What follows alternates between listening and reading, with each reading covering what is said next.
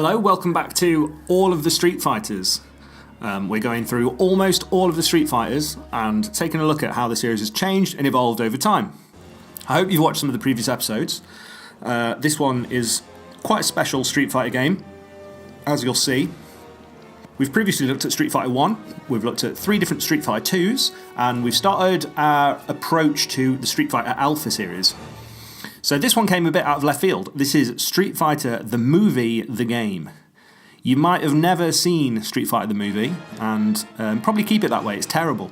It's got Jean-Claude Van Damme plays Guile, Kylie Minogue plays Cammy, and it's this action romp. I don't know, I haven't seen it for years, it's terrible. But basically they made a video game of it, so it's Street Fighter the movie, the game.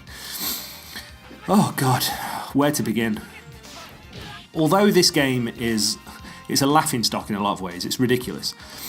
It's got a few interesting things that were firsts for the Street Fighter series. So unbelievably, despite it being this stupid game, it has actually got some significance to the series. So the first thing to point out is all the footage in this video. What I'm playing here is the PlayStation version, it's the PS1 version. It also came on the Sega Saturn, and it originally released in the arcade. And the arcade version and the console versions are actually very different. The console version isn't just a port, it's actually developed by a completely different team. I've never played the arcade version, I don't have access to it, so I can't actually tell you all the differences. But the arcade version was developed by a team called Incredible Systems. When the game came to consoles, it was actually developed in-house by Capcom, who own the Street Fighter license. And then it was published by Acclaim in the UK and in North America. So it's a very different game. One of the differences that I do know is that the console version is based on Super Street Fighter 2 Turbo.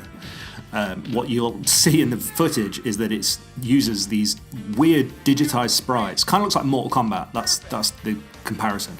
They've actually used the actors from the film, got them in, shot them in all the poses, and actually used them as the digitized sprites, rather than the regular Street Fighter 2 sprites. So although it looks really weird and really terrible, it actually plays very similar to Super Street Fighter 2, which is strange. All the characters have the same moves. It feels similar to playing Street Fighter 2. So it's not that terrible in that sense. It just looks awful. So it's got all the characters that you would expect from Super Street Fighter 2. It's even got the newer characters like DJ, like Cammy. Akuma features in the game as a hidden boss, and you've got all the original ones. You've got Ryu, you've got Ken, you've got Blanka, E-Honda, Chun-Li, Sagat. They're all there. The game does feature one new character, and he's a character that hasn't appeared in any other Street Fighter games since. So he's from the movie. He's called Sawada.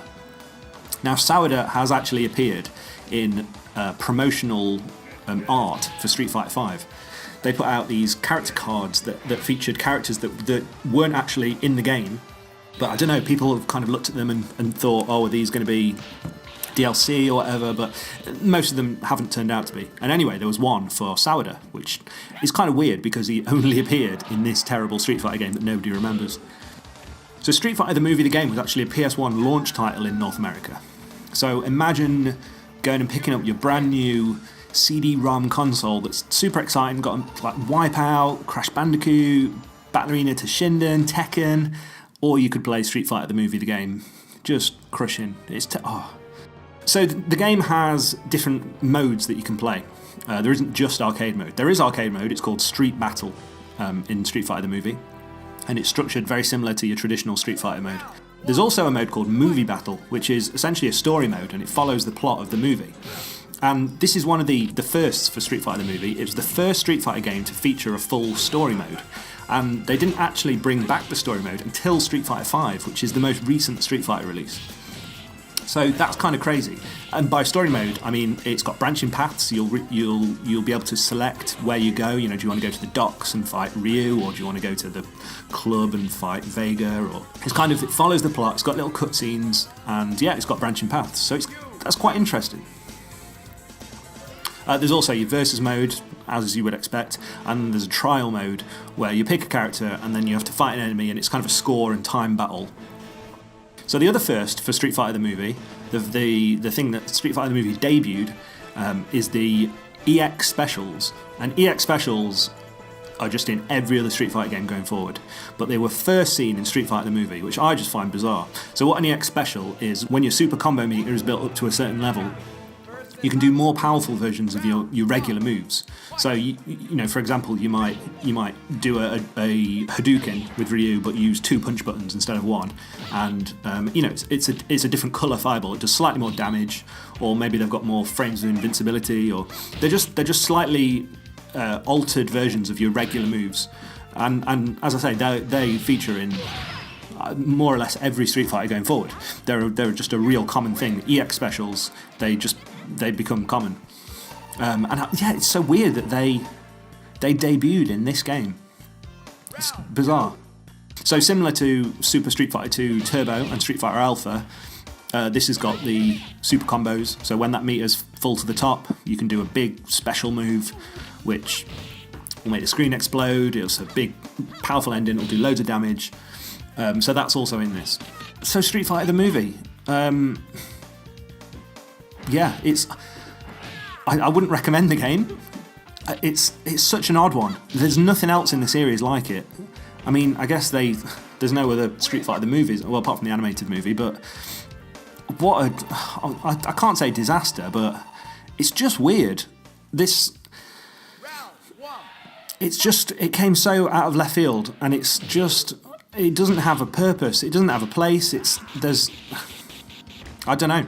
As you can say, I'm kind of baffled by the game. It's really odd to go back and play, and it's the fun from it is just seeing these characters that we know and we love played by digitized actors, and controlling Kylie Minogue as she kind of does Cammy's barrel kicks across the set. It's just odd. It's just weird, but it's fun to look at. It's definitely an interesting one. Compared to some of the other entries in the Street Fighter series that are, you know, they're tiny variations. This is at least something that is like, wow, a crazy addition to the series. So thank you for joining us for another All of the Street Fighters.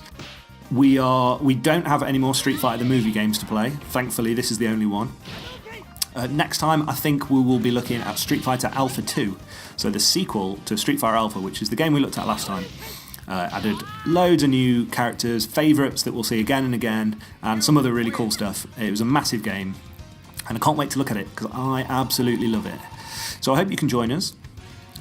These are going to be coming out weekly, so next Thursday, hopefully. And yeah, thank you for watching, and I hope to see you next time. Alright, bye bye bye.